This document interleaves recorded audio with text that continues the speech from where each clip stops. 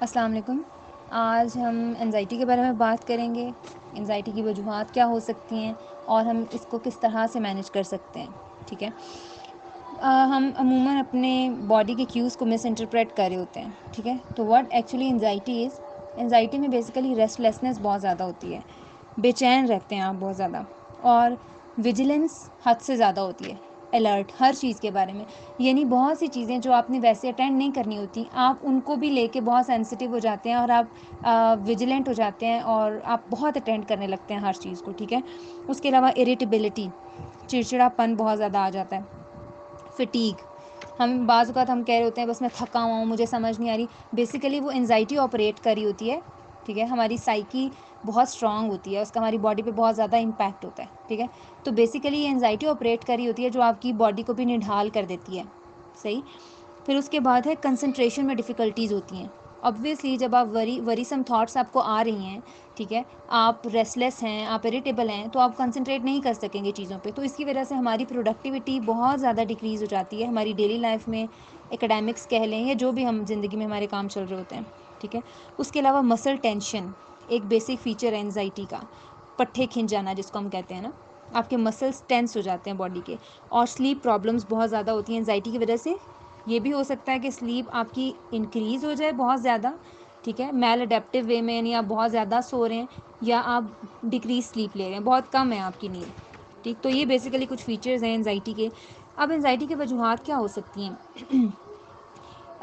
اس میں ہماری سب سے پہلی جو چیز ہوتی ہے وہ ہماری اپنی تھاٹس ہوتی ہیں. ٹھیک ہے.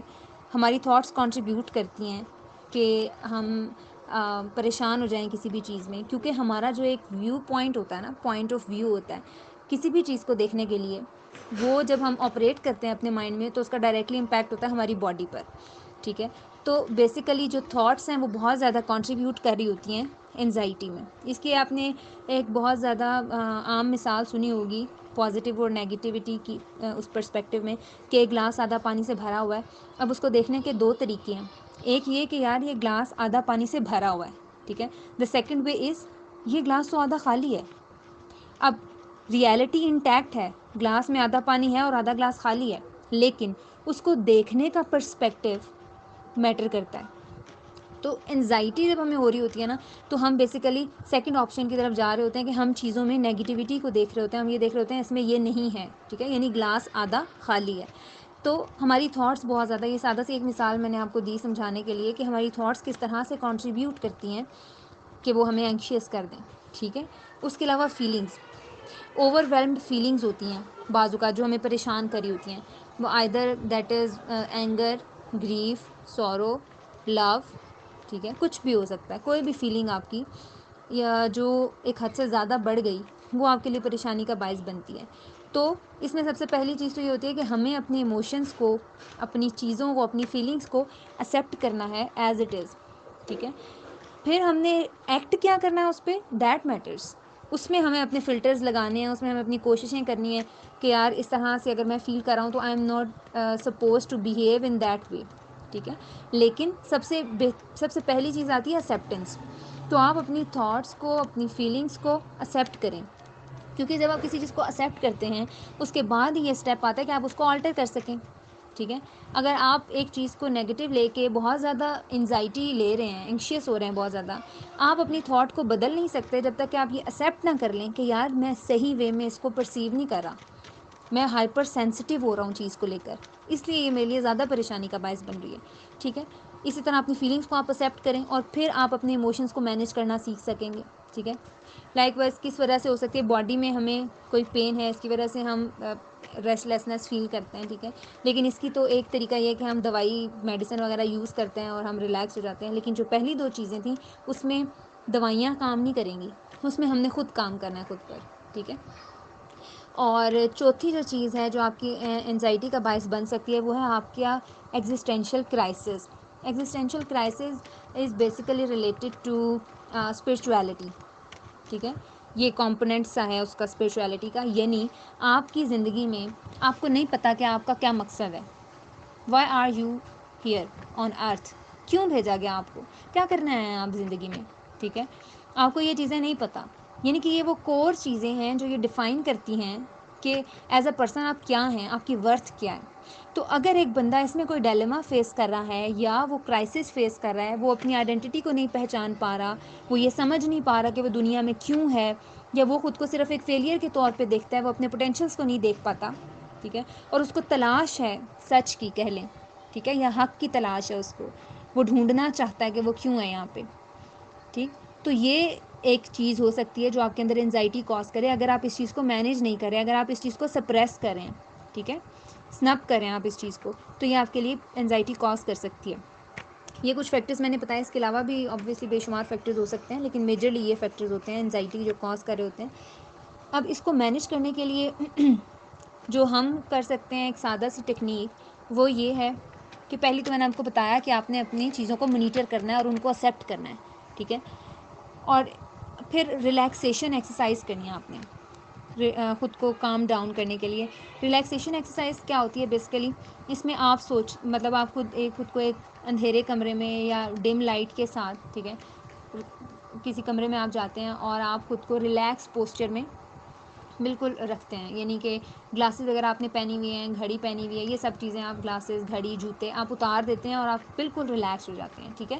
اور پھر آپ اپنے ذہن میں یہ امیجن کرتے ہیں کہ بہت کام اور پیسفل انوائرمنٹ ہے آپ کے ارد گرد، اور یا آپ کوئی اپنی کسی خوبصورت جگہ کو بھی مینیج کر سکتے ہیں جو جگہ آپ کو بہت پسند ہے، ٹھیک ہے.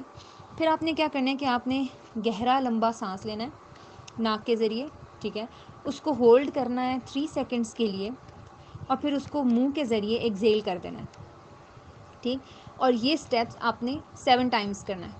یہ آپ کی ریلیکسیشن ایکسرسائز ہے. اس کے بعد آپ نے جب یہ 7 دفعہ کر لیا، پھر آپ آہستہ سے آنکھیں کھولتے ہیں اور ساتھ میں آپ خود کو یہ افرمیشن دیتے ہیں، ساتھ میں آپ خود کو یہ میسیج دے رہے ہیں کہ میرا جو بھی بوجھ تھا، جو بھی ٹینشن تھی، وہ ریلیز ہو گئی ہے اور میں اب ریلیکس فیل کر رہا ہوں. یعنی آپ نے خود کو یہ وربیٹم دینا ہے، ٹھیک ہے. اور اب اس ٹیکنیک کا ریشنل کیا ہے بیسیکلی، آپ کو کنونس کرنے کے لیے میں یہ بھی شیئر کر دیتی ہوں آپ کے ساتھ کہ ہم جب اینکشیس ہوتے ہیں نا، جب ہم ریسٹ لیس ہیں، ہمیں چیزیں سمجھ نہیں آ رہی، وی آر کنفیوزڈ اور اس طرح کی چیزیں ہم فیس کریں، تو ہم شیلو بریدنگ کر رہے ہوتے ہیں عموماً، یعنی کہ فٹافٹ سے سانس لے رہے ہوتے ہیں. ہم سانس کو پوری طرح سے اپنے اندر ہولڈ نہیں کرتے، جس کی وجہ سے جو آکسیجن ہے وہ ہمارے تمام آرگنز تک صحیح طرح سے نہیں پہنچ رہی، ہمارے لنگس تک صحیح طرح سے نہیں پہنچ رہی. تو ریلیکسیشن ایکسرسائز کا بیسیکلی ریشنل یہ ہے کہ جب آپ 3 سیکنڈ کے لیے ہولڈ کرتے ہیں سانس کو، تو آکسیجن باڈی کے تمام آرگنز تک اتنی اماؤنٹ میں پہنچ جاتی ہے جتنی کہ ان آرگنز کو ریکوائرڈ ہے، ٹھیک ہے. اور جب باڈی کی نیڈ سیٹسفائی ہوتی ہے تو یہ چیز آپ کی باڈی کو ایک ریلیکسیشن افیکٹ دیتی ہے، صحیح ہے. تو basically this is the rational of relaxation technique. آپ اپنی انزائٹی کو مینیج کرنے کے لیے یہ کر سکتے ہیں. اس میں آپ دن میں 2 دفعہ کر سکتے ہیں، 3 بار کر سکتے ہیں، ٹھیک ہے. اس کے علاوہ ایک اور ایکسرسائز ہے ریلیکسیشن کے لیے ہی، 16 PMR، 16 پروگریسو مسل ریلیکسیشن. اس کو آپ نیٹ پہ بھی سرچ کر لیجیے گا. اس میں بیسیکلی یہ ہے کہ ہماری باڈی کے جو 16 مسلز ہیں، جس میں کہ جاز کے مسلز انکلوڈ ہیں، نیک مسلز انکلوڈ ہیں، نوز کے مسلز، ٹھیک ہے، فور ہیڈ، آرمز، ریسٹ، ٹھیک ہے، اس کے علاوہ لیگز، اینکلز، فیٹ، یہ سارے جو مسلز ہیں ان کو ہم پہلے اسٹریچ کرتے ہیں، ٹھیک، اور پھر ہم اس کو تھوڑی دیر اسٹریچ کی حالت میں رکھتے ہیں اور پھر ہم اس کو ریلیکس کر دیتے ہیں آہستہ آہستہ، ٹھیک ہے. تو اس سے ہمیں کیا فیل ہوتا ہے، یعنی کہ اب اس کی ایک سادہ سی مثال میں آپ کو دیتی ہوں. آپ اپنی آئی بروز کو اوپر کی طرف لے کے جائیں، یعنی کہ اس طرح کہ آپ کے ماتھے پہ نا شکنیں پڑنی شروع ہو جائیں، لائنز آ جائیں، اسٹریچ ہو جائیں ماتھے والی جو جگہ ہے آپ کی، فور ہیڈ والی جگہ، ٹھیک ہے. آپ اس طرح سے رکھیں اس کو تقریباً 5-6 سیکنڈس کے لیے زور سے، ٹھیک ہے. پھر آپ اس کو آہستہ سے ریلیز کریں تو آپ کو ایک چیز فیل ہوگی کہ ابھی یہ میرے مسل اسٹریچ تھے تو میں کتنی ٹینشن میں تھا، اور اب یہ ریلیکس ہو گئے تو میں کتنا اچھا فیل کر رہا ہوں، ٹھیک ہے. اسی طرح جو ایک ایگزامپل ہے فیٹ کی، وہ یہ کہ آپ نے اپنے ٹانگیں بالکل سیدھی کر کے فیٹ کو نیچے کی طرف پریس کرنا ہے اور اس کو اس حالت میں رکھنا ہے، اور پھر آہستہ آہستہ آپ نے اس کو نارمل اسٹیٹ میں لے کے آنا ہے. تو اس سے آپ کو فرق پتہ چلتا ہے کہ ایک مسل جب ہمارا ٹینشن میں ہے تو وہ کتنی تکلیف دے رہا ہے ہمیں، اور جب وہ ریلیکس ہو گیا تو وہ ہمارے لیے کتنا ایک سودھنگ افیکٹ ہے، ٹھیک. تو یہ بیسیکلی ڈفرینشیٹ کرواتا ہے آپ کو کہ ایک اسٹریسفل سچویشن میں آپ جب اینکشیس ہو جاتے ہیں تو آپ کی باڈی کا کیا حال ہوتا ہے basically, and your body needs relaxation, ٹھیک ہے. آپ جب یہ 16 PMR کرتے ہیں تو اس سے آپ کی باڈی ڈفرینشیٹ کر پاتی ہے ٹینشن مسلز میں اور ریلیکسیشن. ٹھیک ہے، اور اس سے بھی باڈی کو ریلیکسیشن افیکٹ ملتا ہے. This was all about anxiety and its management. Thank you so much.